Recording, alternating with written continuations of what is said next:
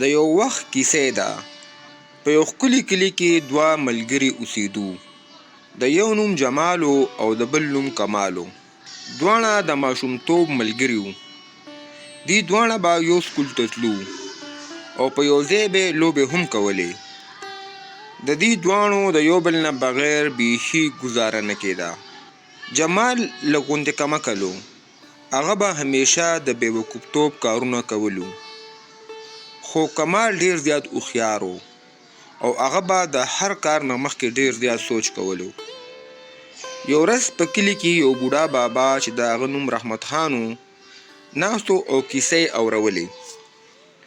هغه وویل چې د غرونو نه پورې یو غټه خزانه چا پټه کړې ده چې کلونه مخکې دلته کې یو پښتون سړی و چې هغه د خپل دشمنانو نه دا خزانه په ځمکه کې ښخه کړې ده.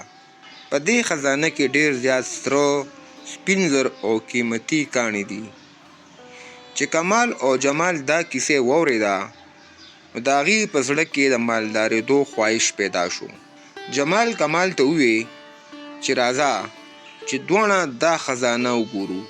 کمال ورته په خندا سره وویل چې پرون د نه په جومات کې چا سپلی پټې کړي دي. اول لړ شه خپلې سپلی دې وګوره بیا به خزانه وګورې. خو جمال کم ځای که لارېدو. هغه به روزانه کمال ته وی چې راځه چې دا خزانه وګورو او که دا خزانه مونږ ته میلاو شوه نو مونږ به ډېر زیات مالدار شو. آخر کار کمال د جمال خبره ومنله. خو کمال ورته دا شرط کېښودو چې مونږ به ډېر زیات هوښیارتیا نه کار اخلو او هیڅ قسم بېوقوفتیا به نه کوو. په بله ورځ باندې دواړه ملګري تیار شو. جمال یو بیگ تیار کو. په هغه بیگ کې د روټۍ، وچه میوه او یو زوړ لاټین کېښودو او ده ته خپلې مور یو تعویض ورکړی و چې هغه هم د ځان سره راواغشتو. کمال ځان سره نقشه راواغسته، د اوبو بوتل یې راواغستې او یو مضبوطه کونټۍ هم ځان سره راواغسته. دې سفر شروع کو. دواړه ډېر زیات خوشحاله وو. دې غرونو طرف ته چې روان شو نو جمال ورته وویل که موږ ته خزانه میلاو شوه نو زه خو به یوه غټه بنګله جوړوم او په دې کې به صرف زه اوسم. جمال ورته په خندا باندې وویل چې تا ته به هلته کې روټۍ څوک پخوي.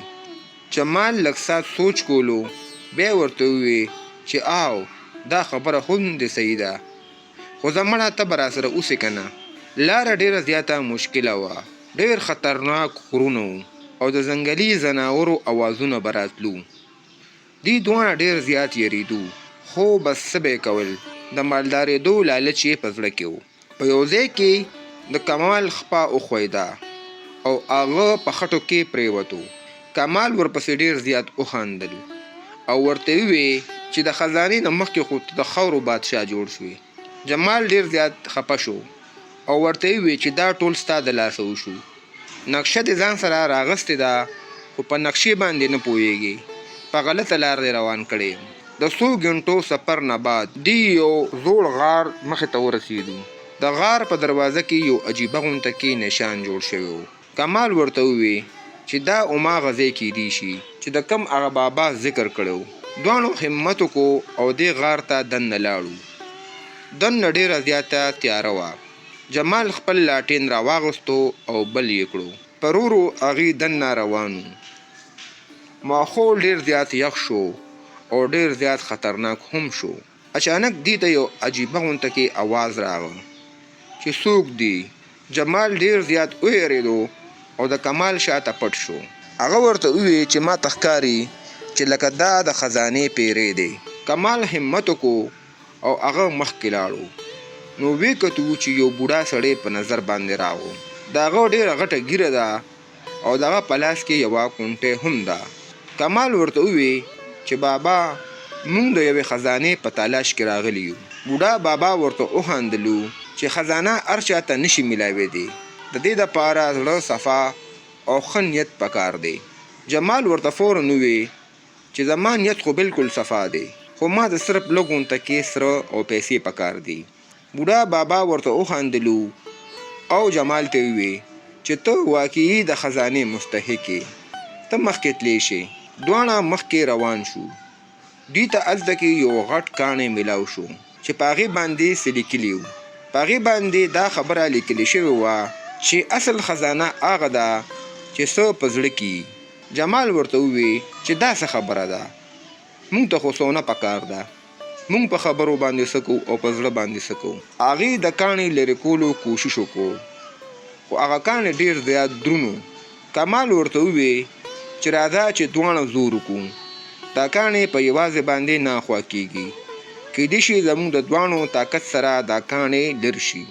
هغې دواړو زور ولګولو او هغه کاڼی لر کړو. هغې وکتو چې د دې کاڼي د لاندې یو زوړ صندوق پروت و. جمال ډېر زیات خوشحاله شو او وی چې مونږ ته خزانه میلاو شوه. دی هغه صندوق کلاو کو. دی چې دننه وکتو نو په صندوق کې هیڅ هم نه، نه پکې سونه وه او نه پکې پیسې وې، بلکې په هغې کې دننه پخواني کتابونه، یوه توره او یو خط پروت و. جمال ډېر زیات خفه شو او هغه وویل چې دا لا څه ټوکې دي. کمال چې خط کلاو کو او لوستل یې شروع کو، په هغې کې دا لیکلي وو چې دا خزانه د هغه خلکو دپاره ده چې کوم ډېر زیات بهادر، ایماندار او د یو بل وفاداري. اصل دولت علم، دوستی او همت دی. چې کمال دا ولوستو نو څه ساعت دپاره غلی شو. کمال ورته په خندا باندې ووی چې بلکل ټیک ده، موږ دواړه یو بل نه پرېږدو، په هر مشکل وخت کې د یو بل ملګرتیا کوو. زما په خیال دا هم اصل خزانه ده. په دې وخت کې هغه بوډا سړی دوباره راغو. هغه ورته ووی چې تاسو دواړه په امتحان کې پاس شوئ. اچانک د صندوق نه لاندې یو وړه غونته کې خفیه خانه وه چې هغه کولاو شوه. په هغې کې ډېرې زیاتې د سرو زرو سکې وې. د جمال د خوشحالۍ څه اندازه نه وه او هغه د خوشحالۍ نه په ګډا شو. بوډا سړي ورته ووی چې دا انعام دی، خو یاد ساتئ د ټولو نه قیمتي شیز چې کوم دی هغه دوستي ده. دی دواړه کلي ته واپس را روان شو. په واپسۍ کې جمال ووی چې ما فیصله کړې ده چې د دې پیسو باندې به مونږ په کلي کې څه کار کوو. کمال ته په حیرانتیا سره تپوس وکړو چې واقعي ته رښتیا وې، ته بدل شوې. جمال ورته په خندا باندې ووی چې آو لږ لږ بدل شوی یم. دی چې کلي ته واپس راورسېدو نو دی په دغې پیسو باندې یو سکول جوړ کړو او د اوبو یو کوهی هم وکنستو. خلک ډېر زیات خوشحاله وو او د دې دواړو تعریفونه به یې کولو. بابا رحمت خان ورته ووی چې ما ته پته ده چې تاسو دواړو ډېر نیکان خلک یې او ډېر خاص هم یې. جمال ورته په خندا باندې ووی چې باباجي اوس مونږ ته د یو بلې خزانې کیسه وکړه. ټول خلک ډېر زیات په خندا شو. آخر کار جمال او کمال ته دا سبق میلاو شو چې د زندګۍ اصل خزانه دولت نه دی، بلکې دوستی، محبت او د نورو خلکو خدمت دی.